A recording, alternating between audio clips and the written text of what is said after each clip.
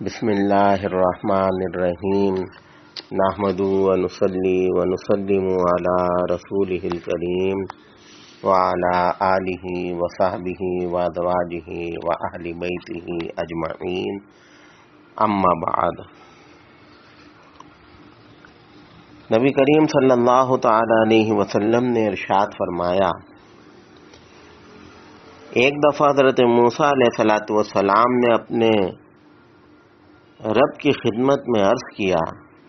اے میرے پروردگار، جنت میں سب سے کم درجہ جس شخص کا ہوگا اس کا کیا حال ہے؟ یعنی حضرت موسیٰ نے اللہ تعالیٰ سے درخواست کی کہ پروردگار، میں یہ جاننا چاہتا ہوں کہ جنت میں جو سب سے کم درجے کا ادنا جنتی ہوگا تو اس کا مقام کیا ہوگا؟ فرمایا اللہ تعالیٰ نے سب سے آخر میں جنت میں جانے والے شخص کا حال اس طرح سے بیان فرمایا کہ جب اسے جہنم سے نکالا جائے گا تو وہ جہنم کی طرف دیکھے گا اور کہے گا، تبارک الذی نجانی منک لقد آتانی اللہ شیئا ما آتاہ احدا من الاولین والآخرین۔ یعنی یہ ادنا جنتی جو ہوگا، اس کا مقام جو ہوگا، یہ وہ مجرم ہوگا جو جہنم میں اپنی سزا کاٹ رہا ہوگا۔ پھر جب اللہ کا حکم ہوگا یا اس کی سزا کا وقت پورا ہو جائے گا جہنم میں، اور پھر اللہ کے حکم سے اس کو جنت کی طرف بھیجا جائے گا، اسے جہنم سے جب نکالا جائے گا تو جہنم کی طرف مڑ کے دیکھے گا اور کہے گا، بڑی عزت و برکت والی ہے وہ ذات جس نے مجھے تجھ سے نجات عطا کر دی۔ اللہ تعالیٰ نے مجھے ایسی نعمت سے نوازا ہے جیسی پہلے اور بعد کے لوگوں میں سے کسی کو نہ دی ہو۔ یعنی یہ جہنم سے نکلنے کے بعد اللہ تعالیٰ کی خوب حمد و ثنا اور اس کے شکرانے پیش کرے گا کہ پروردگار تیرا شکر ہے، آپ نے مجھے اس جہنم سے نجات دے دی۔ وہ اسی گمان میں جہنم کے کنارے بیٹھا ہوگا کہ اچانک دور سے ایک درخت نظر آئے گا، تو وہ درخت کو دیکھ کر کہے گا، اے ربی ادننی من ہذہ الشجر، اے اللہ آپ نے مجھے جہنم سے نجات دے کے باہر نکال دیا، اب یہ سامنے مجھے ایک درخت نظر آ رہا ہے، آپ اجازت دیں تو میں اس درخت کے سائے میں جا کے بیٹھ جاؤں۔ اللہ تعالیٰ فرمائیں گے، یبن آدم لعلی ان آتیتک سألتنی غیرہا، اے ابن آدم اگر میں تیری یہ بات پوری کر دوں اور تجھے اجازت دے دوں تو اس کے بعد تو کچھ اور مجھ سے نہ مانگے گا؟ تو کہے گا، نہیں میرے رب، بس آپ اتنی اجازت دے دیجئے، میں آپ سے اور کچھ نہ مانگوں گا۔ بس اللہ تعالیٰ اسے اجازت دیں گے اور وہ اس درخت کے سائے میں جا کے بیٹھ جائے گا اور پانی اسے پیش کیا جائے گا، وہ پانی پیے گا۔ چنانچہ اللہ اس کو اس درخت کے قریب کر دیں گے، اس کے سائے میں بیٹھے اس کے پھل کھائے گا، اس کا پانی پیے گا۔ اسی حال میں ہوگا کہ سامنے پہلے درخت سے اچھا درخت نظر آئے گا، وہ کہے گا، اے اللہ مجھے اس دوسرے درخت کے قریب بھی کر دے تاکہ میں اس کے بھی سائے میں بیٹھوں اور پانی پیوں، اس کے بھی پھل سے فیضیاب ہوں۔ مجھے تیری عزت و جلال کی قسم، اس کے بعد میں تجھ سے کچھ نہ مانگوں گا۔ اللہ تعالیٰ فرمائیں گے، یبن آدم الم تعاہدنی اللہ تسألنی غیرہا، اے ابن آدم کیا تو نے مجھ سے عہد نہ کیا تھا کہ اس کے بعد تو مجھ سے کچھ نہ مانگے گا، پھر اب یہ کیوں مانگتا ہے؟ وہ کہے گا، پروردگار بس یہ آخری فریاد اور سن لیں، اس کے بعد میں آپ سے کچھ نہ مانگوں گا۔ چنانچہ اللہ تعالیٰ اس درخت کے قریب اسے کر دیں گے، اسی حالت میں ہوگا کہ اسے سامنے ایک اور اس سے اچھا درخت نظر آئے گا۔ وہ صبر کی بہت کوشش کرے گا لیکن صبر کہاں، اس سے اچھا درخت، اس کا سایہ بہت طویل، اس کے پھل بہت عمدہ، وہ پھر فریاد کر بیٹھے گا پروردگار آپ کی اجازت ہو تو میں اس درخت کے سائے میں بھی بیٹھ جاؤں، اس کے پھلوں سے بھی فیض یاب ہوں۔ اللہ فرمائیں گے اے ابن آدم، کیا تو نے مجھ سے وعدہ نہ کیا تھا کہ اس کے بعد کچھ نہ مانگے گا؟ پھر اللہ تعالیٰ اپنی رحمت سے اسے اجازت دیں گے اور وہ اس تیسرے درخت کے سائے میں بھی بیٹھ جائے گا، وہاں کے پھلوں سے فیض یاب ہوگا۔ یہ لکھا ہے کہ آقا فرماتے ہیں بس یہ اس طرح کرتے کرتے جنت کے دروازے تک پہنچ جائے گا۔ جب وہاں تک پہنچ جائے گا تو اہل جنت کی آوازیں سنے گا،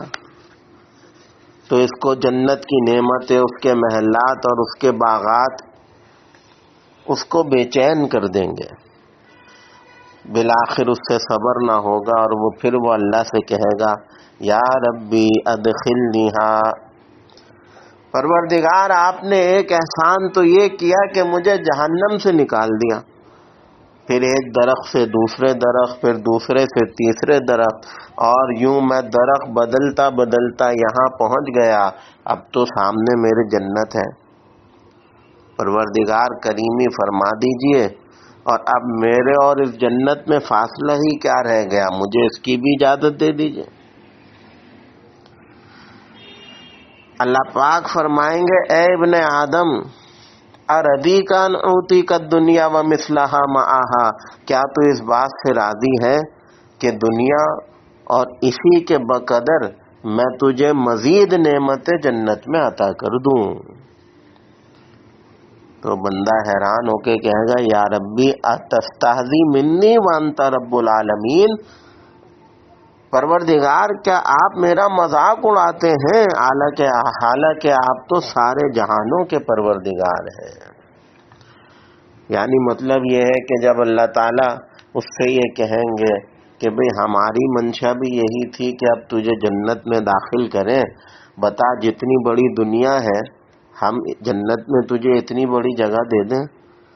تو سمجھے گا اللہ تعالیٰ مجھ سے مذاق کر رہے ہیں، کہے گا پروردگار اتستہزی منی، آپ میرا مذاق اڑا رہے ہیں، آپ تو رب العالمین ہیں۔ غرض اس بندے سے اللہ کہیں گے جاؤ جنت میں داخل ہو جاؤ، وہ جب داخل ہونے کے لیے جائے گا تو ایسا محسوس ہوگا کہ پوری جنت تو بھر چکی ہے۔ وہ کہے گا پروردگار اے ربی کیف وقد نزل الناس منازلہم واخذوا خزاتہم، پروردگار میں کیسے جنت میں جاؤں جبکہ لوگ تو پوری جنت پہ قابض ہو چکے ہیں، اب تو جگہ ہی نہیں بچی۔ اللہ فرمائیں گے تم پسند کرو گے تمہاری ملکیت دنیا میں کسی بادشاہ کی سلطنت کے برابر ہو؟ وہ کہے گا پروردگار اس سے اچھی اور کیا بات ہو کہ مجھے جنت میں ایسی اتنی جگہ مل جائے کہ جتنی کسی بادشاہ کی بادشاہت اور سلطنت ہوتی ہے۔ اللہ فرمائیں گے ہم نے تجھے اتنی ہی بادشاہت بخش دی، بلکہ مثلہ و مثلہ و مثلہ و مثلہ و مثلہ، اللہ 5 دفعہ مثلہ فرمائیں گے، یعنی تجھے صرف اتنی ہی نہیں بلکہ کسی بادشاہ کی سلطنت سے 5 گنا زیادہ بڑی سلطنت ہم نے تجھے اتنی جگہ جنت میں عطا کر دی۔